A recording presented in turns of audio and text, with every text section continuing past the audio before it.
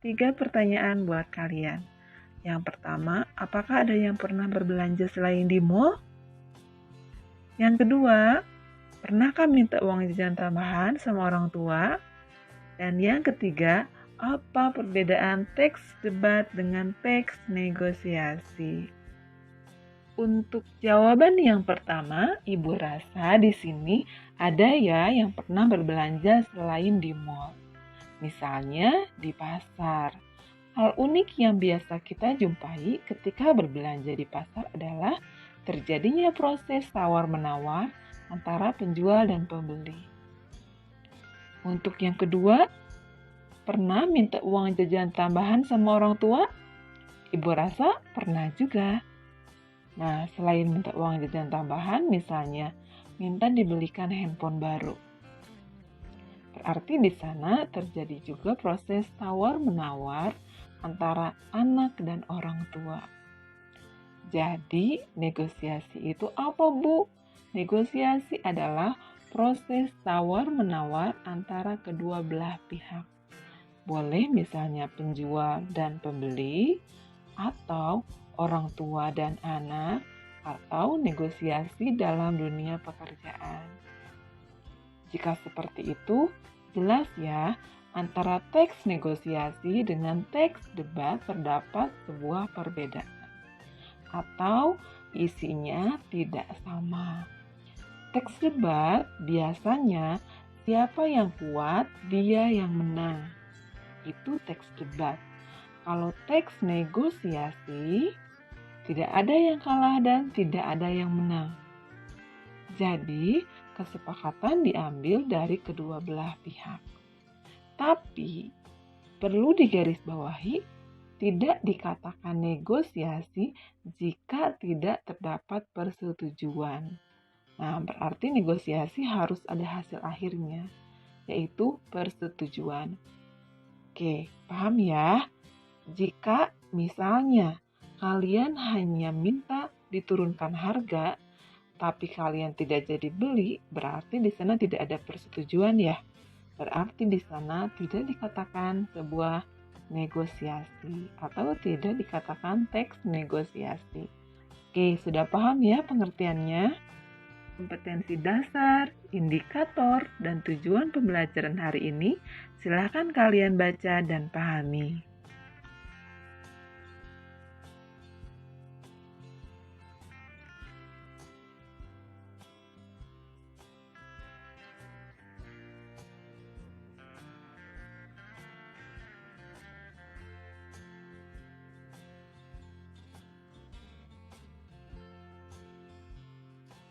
Mari kita kenali lebih dalam mengenai teks negosiasi.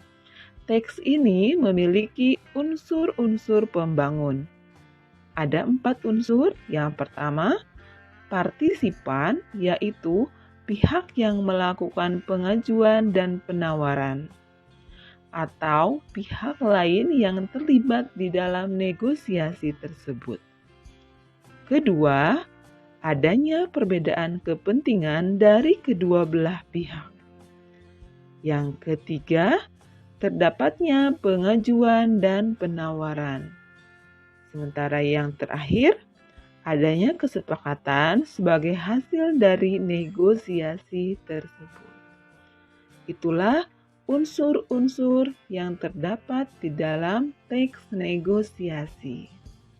Negosiasi terbagi menjadi 2, negosiasi lisan dan negosiasi tulis.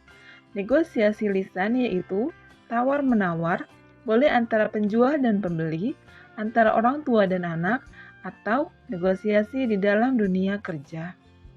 Sementara negosiasi tulis yaitu berbentuk surat, surat penawaran, atau biasa disebut juga surat niaga atau surat jual beli. Surat penawaran atau biasa disebut juga surat niaga adalah surat yang biasa digunakan dalam kegiatan perdagangan. Biasanya dari satu perusahaan atau dari satu lembaga ke lembaga lain menggunakan surat penawaran untuk mempromosikan produknya agar tertarik atau agar dibeli oleh konsumen. Sekarang, Ibu lanjutkan ke struktur negosiasi. Di sini ada orientasi, pengajuan, penawaran, dan persetujuan. Orientasi yaitu bagian awal pada sebuah teks. Biasanya berisi sapaan, salam pembuka, atau percakapan awal. Kedua, ada pengajuan. Pengajuan di sini merupakan suatu hal berupa barang atau jasa yang diajukan. Ketiga, penawaran merupakan usaha yang dilakukan salah satu pihak ketika menemukan ketidaksesuaian. Dan yang terakhir ada persetujuan, biasanya berisi siap, oke, baiklah, sip, dan sebagainya. Oke, setelah kita mempelajari pengertian dan struktur teks negosiasi, sekarang Ibu jelaskan ke ciri kebahasaan dari teks negosiasi itu sendiri. Untuk ciri kebahasaannya di sini, yang pertama, menggunakan bahasa yang santun, ditandai oleh kata tolong, silakan, cobalah, maaf, percayalah, dan sebagainya. Yang kedua, terdapat ungkapan atau kalimat persuasif, yaitu bahasa yang membujuk atau merayu. Biasanya ditandai oleh alasan yang meyakinkan atau alasan yang logis. Contoh di sini, ayo doakan saja biar aku mudah meraih cita-cita. Yang ketiga, berisi pasangan tuturan. Contohnya, mengucapkan salam, pasangannya membalas salam. Bertanya, pasangannya menjawab atau tidak menjawab pertanyaan. Yang keempat, keputusan atau kesepakatan yang dihasilkan tidak merugikan dua belah pihak. Jadi dalam negosiasi di sini tidak ada pihak yang dirugikan. Yang selanjutnya, yang kelima, menggunakan pronomina. Pronomina yaitu kata ganti. Di sini ada saya, kata ganti orang pertama, boleh juga aku. Terus ada kami, kata ganti orang pertama, jamak. Terus ada kamu, kata ganti orang kedua. Ada Anda, kata ganti orang kedua. Ya. Dilanjutkan ke menggunakan kalimat langsung. Kalimat langsung biasanya ditandai oleh tanda petik 2 ya. Itu untuk memudahkan kalian mengingat. Dan yang terakhir, bersifat memerintah serta memenuhi perintah. Nah, karena negosiasi itu tawar-menawar, berarti salah satu pihak ada yang memerintah dan ada yang memenuhi perintah tersebut. Ya, mungkin itu penjelasan mengenai ciri kebahasaan dari teks negosiasi. Supaya kalian lebih memahami penjelasan mengenai teks negosiasi, sekarang cermatilah teks berikut.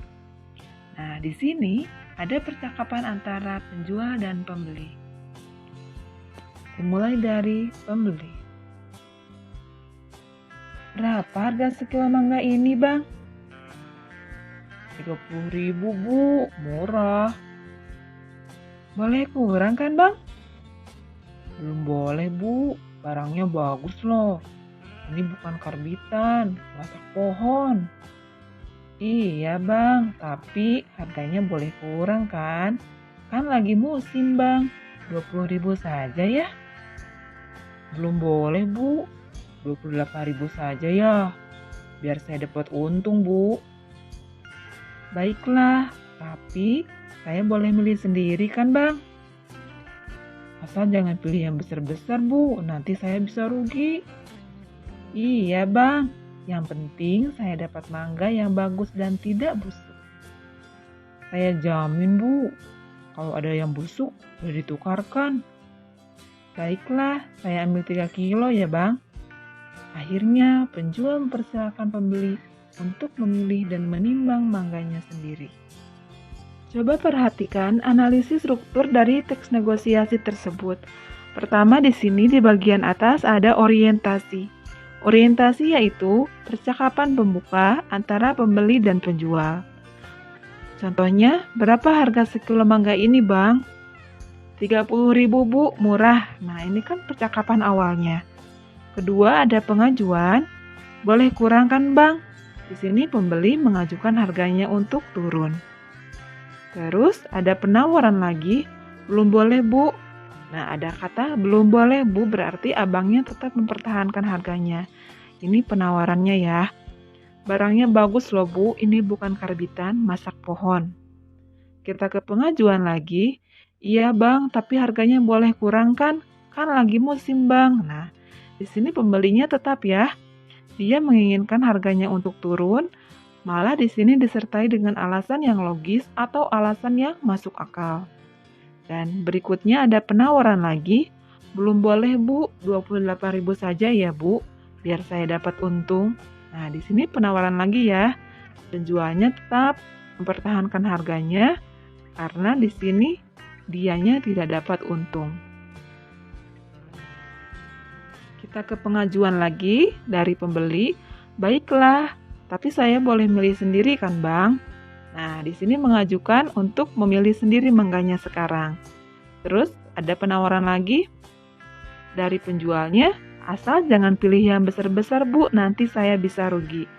Nah, di sini permintaan dari penjualnya ya, bahwa si ibu tadi tidak boleh memilih mangga yang besar-besar. Dan struktur yang terakhir ada persetujuan. Persetujuan ditandai oleh kata iya, siap, baiklah. Dan di sini kebetulan ada kata iya Bang, terus di bagian paling bawah ada baiklah, saya ambil 3 kilo ya Bang. Nah, untuk perbedaannya di sini mungkin untuk orientasi di sini bentuknya percakapan, jadi bukan hanya penggalan satu kalimat. Orientasi itu percakapan antara pembeli dan penjual. Nah, di bagian paling atas atau paling awal. Sementara persetujuan adalah percakapan antara pembeli dan penjual juga. Di sini posisinya di bagian paling bawah. Ya, itu mungkin penjelasan mengenai struktur dari teks negosiasi tersebut. Berikutnya di sini ada analisis ciri kebahasaan dari teks negosiasi tersebut. Untuk ciri kebahasaannya, pertama ada pasangan tuturan. Di bagian paling atas, pasangan tuturan di sini berapa harga sekilo mangga ini Bang? Berarti itu berbentuk pertanyaan. Pasangannya menjawab pertanyaan atau tidak menjawab. Kebetulan di sini menjawab pertanyaannya. 30.000 Bu, murah. Nah, ini jawabannya. Yang kedua ada persuasif, yaitu kalimat yang membujuk atau kalimat yang merayu. Contohnya, ya Bang, tapi harganya boleh kurang kan? Kan lagi musim Bang, 20.000 saja ya. Nah, di sini kalimat persuasifnya, yaitu kalimat yang membujuk, disertai dengan alasan yang logis atau alasan yang masuk akal. Dan yang ketiga ada memerintah serta memenuhi perintah. Contohnya, belum boleh Bu, 28.000 saja ya. Terus ibunya ada kata baiklah, berarti ibu di sini memenuhi perintah dari penjualnya. Dan yang terakhir ada tidak merugikan kedua belah pihak. Kenapa di sini tidak merugikan kedua belah pihak? Ditandai oleh kata ya sama baiklah. Berarti tidak ada pihak yang dirugikan pada saat negosiasi di sini. Semuanya sudah